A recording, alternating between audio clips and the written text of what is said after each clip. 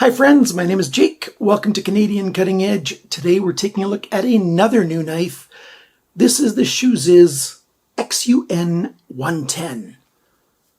The first thing I need to tell you is, of the new branded knives that I've been showing you in August, this one is actually pretty decent quality.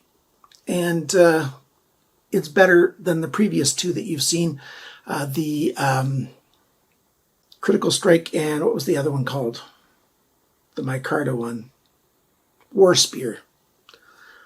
I like this better, and you might want to get one as well. They've got several other models as well. What we have is a G10 handle. It's got black and blue, or you can get it black and green. It's got a lot of 3D milling on it. It's a flipper. They say that it's D2 steel. Lee at Love Them Knives hasn't seen one of these knives yet, or hasn't posted anything about one of these knives, so he certainly has not had them tested. So you don't know for certain that it's D2 steel. But in my testing, it's been performing quite well. Liner lock knife, like I might have said before, it's got a little bit of a lanyard tied onto it from the factory, a little lanyard hole.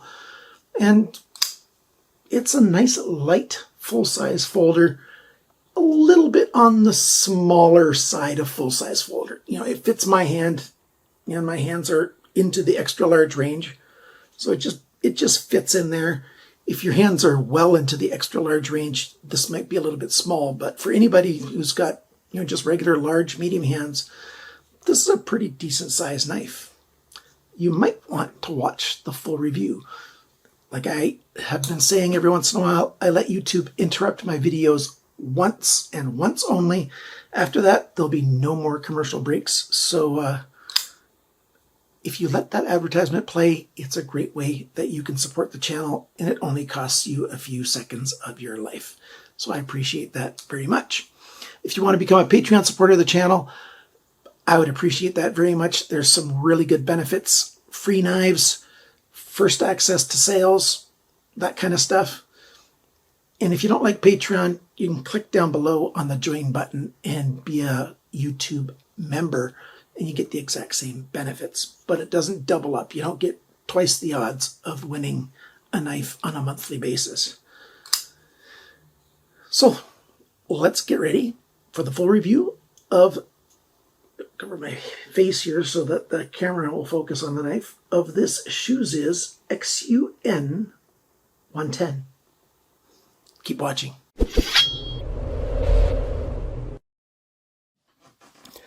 So here we go. What we've got is a straight back knife, a swedge that comes forward, a very high flat grind, so a saber grind, but not a full flat grind. We've got a little bit of jimping here on the thumb rest area. I do wish that the jimping came out a little bit further, probably another half as far as it is now, because my thumb wants to sit more in this region. Good jimping, not overly aggressive and yet functional.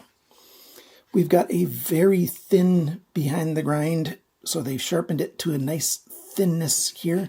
The grind angles, yeah, they're kind of wonky, which is expected on budget knives. We've got one really odd thing. If I can focus it right there, we go. Check out this sharpness choil. It's like they used an 1/8 inch mill or something, and they milled along here, and then they went straight back. So that heel comes off on the same angle as the plunge. See, to get the angle this way, right there. I'm exaggerating, but so that cutout right there is on the same angle instead of ending straight down at the heel. It creates a little bit of a hook. If you put your finger on there, it hooks on instead of, just, not getting hooked on. Another weird thing is the shape of this hole that they put there in the blade. That's just odd to me. Nice satin finish on this, quite like that. There's the flipper. The flipper has got 3 little lines milled in it for the jimping. Light switch method works just great, and just pushing down on angle works great as well. The detent on this thing is dialed in. It's a very good detent, so just works really well. You can't use that hole to get behind there and flick it from underneath. There's just no access space there. It cuts well. It slices well. The tip is fairly strong. It's a little bit thick behind the grind at the tip, but then very quickly it's thin behind the grind. So that makes for a strong tip, but not a super precise tip. But it's certainly not a bad tip at all. The knife has most of its full thickness up to here, and then the last inch it tapers down. The handle, we've got a bit of an arch on the back of the spine, and then we've got a backspacer with blocky jimping on it. There's a lanyard hole, an oval shaped lanyard hole with some paracord tied in there with this, I don't know what that kind of knot's called, but that kind of knot, a hangman's noose kind of knot, I don't know. It doesn't slide at all or anything. This is very light cordage. It's not paracord. It's just a light cordage, very cheap. If you don't like it, just cut it off and it's gone. I'll leave it on there for now just in case, this is one of the knives that the next Patreon winner chooses, or the knife, who knows. We've got a right side only tip down pocket clip, and it's not a deep carry pocket clip. I've seen this shape before on pocket clips, but this one says SHOOZIZ on the pocket clip. It's not super dark, so it doesn't attract the eye too terribly much, but I prefer pocket clips not to have any writing on them. Let's see how it performs in a pocket. Well, not see, I've used it quite a bit. I do a lot of testing on all my knives before I review them, so I've had a lot of experience. It's a little bit tight. It's got quite the squeeze on here. There's a lot of pressure, but you can get it onto your pocket, and then it kind of wants to stop. It doesn't want to go all the way to bottom out unless, there you go. You had to push quite hard. So I'm not fond of this pocket clip. It's, well, downright nasty. It's the worst thing about this knife. Now, I've not done anything to change it. This kind of problem with the pocket clip is not hard to fix. You just get underneath there and you flex it out until it doesn't push down so hard, but it's pushing down quite hard. And with the knife having this shape that you can see with these chevrons, that tip is higher. It's pushing on the fabric of your pants in one spot, and so that's got a lot of pressure that way. So it can be fixed to a degree. It's never going to get more space in here, but it can have less pressure. So there's that. Now to talk about the rest of the handle. Let's look at this side without the pocket clip. We've got these sort of arrow chevron kind of shapes. They're shallow, and then they slowly get deeper and deeper as the handle seems to get thicker. And then over here, we've got another weird shape, sort of like an arrow chevron thing going the other way, and then just straight lines coming back and doing the fade away here, just like they did a fade away here. So there's a lot of traction on this knife. Just a regular saber grip with your thumb up here on the thumb rest, and you get a lot of control on this knife. I quite like that. Another decorative thing, let's talk about the branding and stuff. We've got their logo on the pivot pin. It is a D-shaped pivot pin. But then we've got their logo on the blade as well. I would have liked it if they would have just left that logo off the blade and it just said SHOOZIZ D2 XUN110 and then the logo here. That'd be nice. If they would have left that off and then left it off here. And I don't know what this means. It's F/Y828. So a little too much branding, but at least it's not huge. And so that's a good thing. The lockup. Well, the pivot is nice and smooth. We've got D2 ball bearings. It's very light action. It wants to be drop shutty. It's very smooth that way. Without blade play. Up and down, side to side, no blade play. That's really nice. Lockup is exactly where I like a liner lock to be like this. And you've got just enough access this way to the liner lock release to get in there and release that lock. No problem, no second guessing, it just works. And with the left hand, it works just fine as well. If I push it far enough when I go to close it. So yeah, I quite like it. It's a good, structural components here. It's well made. Compared to the other knives that I've reviewed recently, this is a lot better. And this is, the main meat and bones of a knife at the pivot, at least a pocket knife. So well done. Very well done. There's a little bit of skeletonizing on the, there you go. You can just see it there, a few little holes. I wish there was a little more skeletonizing because the balance point is back here. If they would have done more skeletonizing, they could get the balance point here, which is what I would prefer. And the overall weight would go down. It's not very heavy, but the weight would go down a bit more. So I wish they would have done that. Just drilled those holes a little bit bigger. Would have been a good shot. A good thing. And it looks nice. I think it looks really nice. If you don't like the blue, like I said, there's the green. And for an upstart company, I think that's enough options. There are other knives that they have, which I think I'll be ordering some of because I really like what I see here. Let's do things in a little different order. I'll take it apart later on. Right now, let's go over the sizes and dimensions and things. 105 grams, 3.7 ounces. So I talked about the skeletonizing. It could be better. The sharpness from the factory, 120 bes. That's slightly better than average. The cutting edge length, 92.3 millimeters, 3.63 inches. The blade length, tip to the closest spot on the handle, 88.5 millimeters, 3.48 inches, so 3.5 inch. The thickness of the blade, 3.42 millimeters, that's 0.1345, so over 1/8 of an inch on this thickness. The blade depth, its biggest right here at the heel of the blade, that is 22.5 millimeters, 0.89 of an inch. The thickness behind the grind, 0.36 millimeters, 14 thousandths of an inch.